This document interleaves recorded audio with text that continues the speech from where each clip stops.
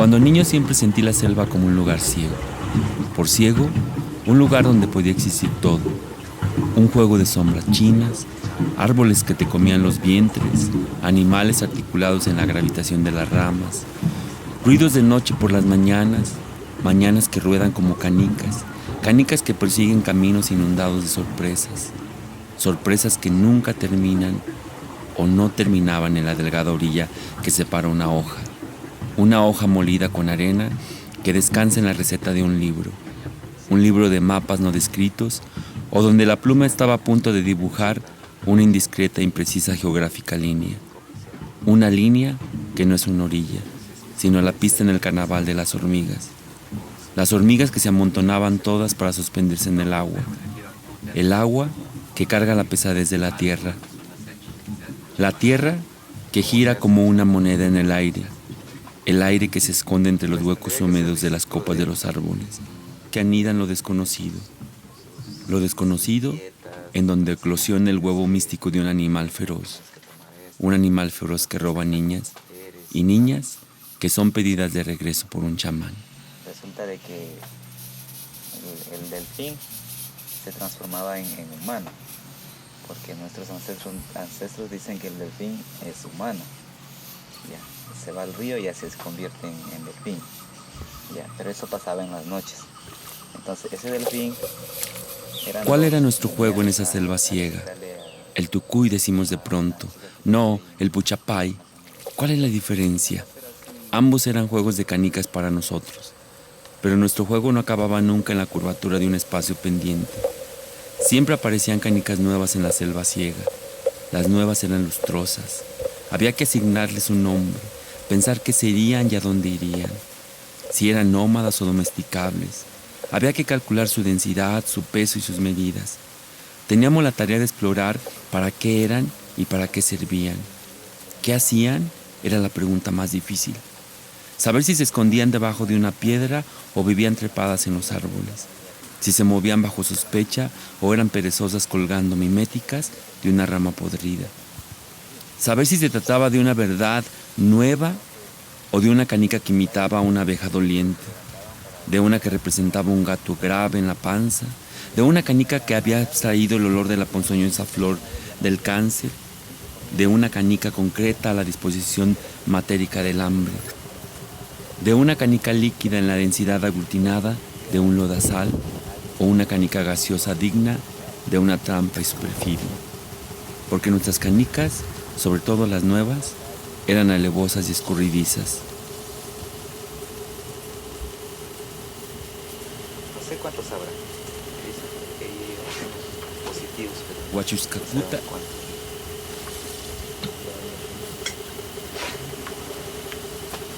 De aquí... Huachuscacunata. Vamos a ir mañana. Por ahí hay un pozo. Hay un muñeco que está instalado. Ocasnuchun. Listo como para extraer. Ahí está, en media selva. Por eso como ya le mira satelitalmente dónde está.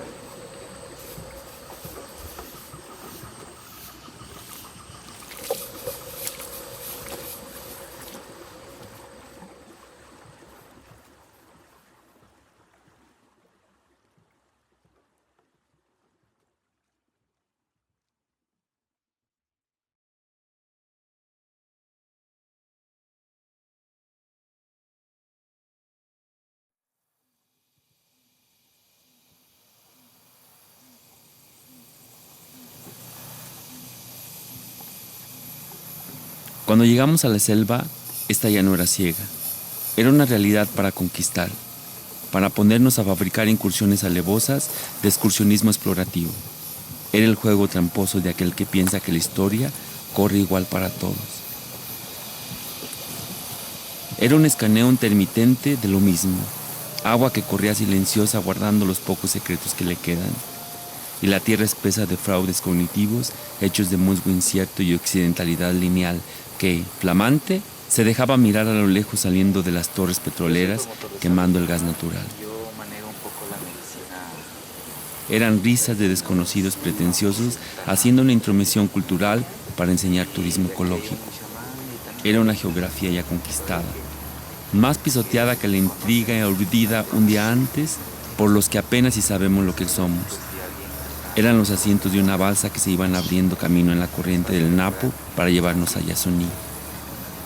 La selva era el protector solar, las latas de atún, los refrescos de cola, las despensas de los contactados, los materiales para construir, el lanchero de enfrente y el de atrás que movía con destreza el motor. La selva era ya un bonche de casas a la orilla del río, plataformas petroleras, barcos lujuriosos de las compañías de petróleo pavoneándose elegantemente a través de un río que los desconocía. La selva era las tremendas ganas de orinar que había que salvar en la distancia entre Coca y la primera y única parada para comer.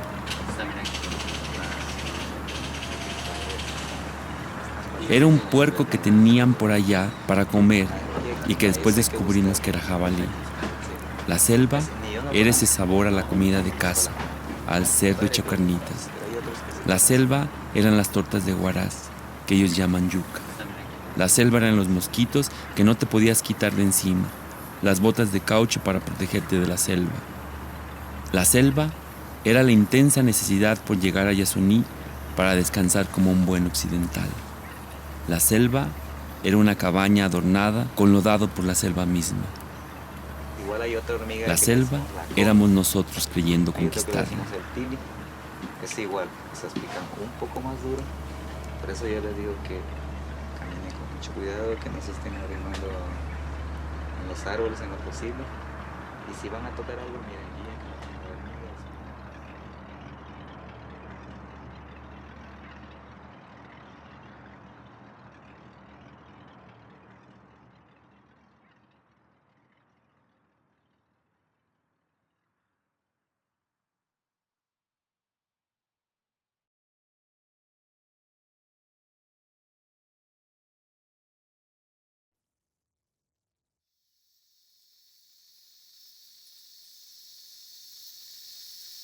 Se apagó el día, se encendieron los sonidos.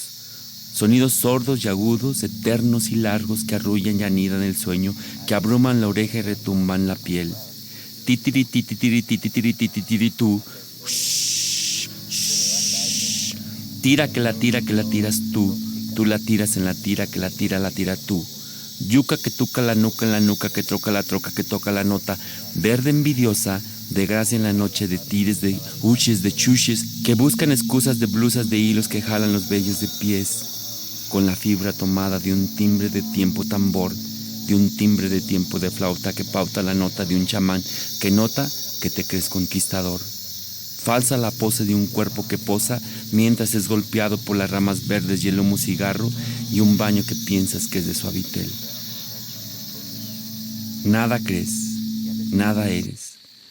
Todo es extraño en el huevo suspendido, en el agua de un vaso que revela la vulnerabilidad tuya, girando en la cabeza por el efecto de la chicha que tomaste, por la larga noche que pasaste bebiendo y tocando. Al diablo las buenas intenciones, al diablo la conquista. Soy más vulnerable yo aquí, en medio de la nada, donde los títulos nobiliarios académicos poco o nada importan. Importa reconocer al otro, al que cuenta y cree con firmeza que el delfín rosa es un animal de cuidado porque se roba las almas. Corrijo, no solo las almas, los cuerpos también. Que cuenta y cree con reingambre que la anaconda es de respeto, porque igual se traga a un niño o a un hombre que a un animal 10 veces su tamaño, incluido yo. Que se da tiempo para caminar con nosotros y dejar ver la mariposa azul, el cacao, el ajo de raíz, el chile que nos recuerda a México, la yuca que desayunamos por la mañana.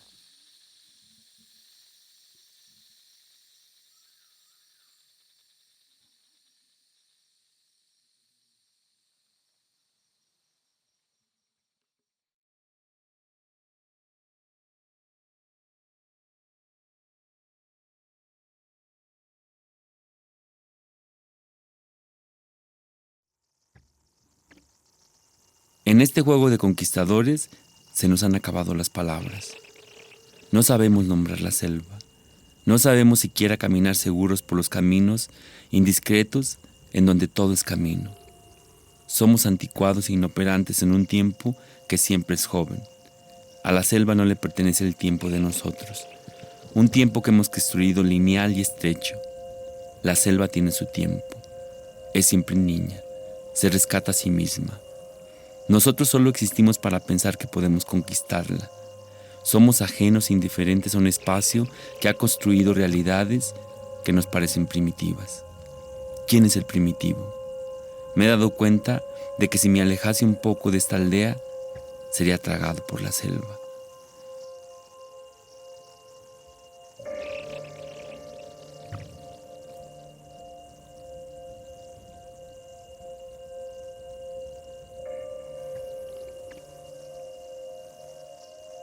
No reconocemos lo primitivo en nosotros. Pensamos en las galaxias, los átomos, los hoyos negros, la cura para el cáncer, el pago de las tarjetas de crédito, nuestra cama tibia y cómoda, el clima seguro de una ciudad segura, el baño caliente de regadera, el agua de la que no se sospecha, el confort de la casa, la comida abundante. Nuestra occidentalidad no suma a la selva. A la selva no le interesa mi occidentalidad.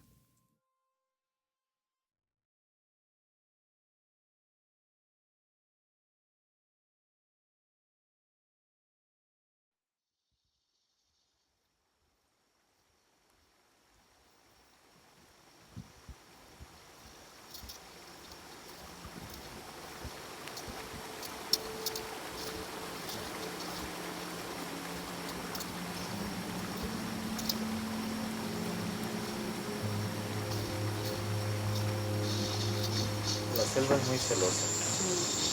Cuando hay así mucho ruido, muchos gritos,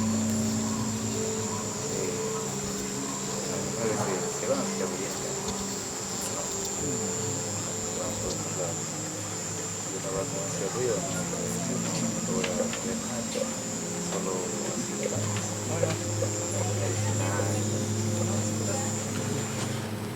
Había una familia que vivía en un lugar muy, muy distante de un pueblo. Entonces, resulta de que el delfín se transformaba en humano, porque nuestros ancestros dicen que el delfín es humano.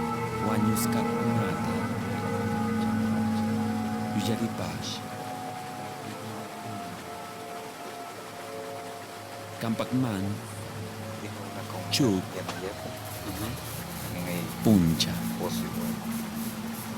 Ahí sí hubo contaminación, hubo derrames, pero no coincidieron.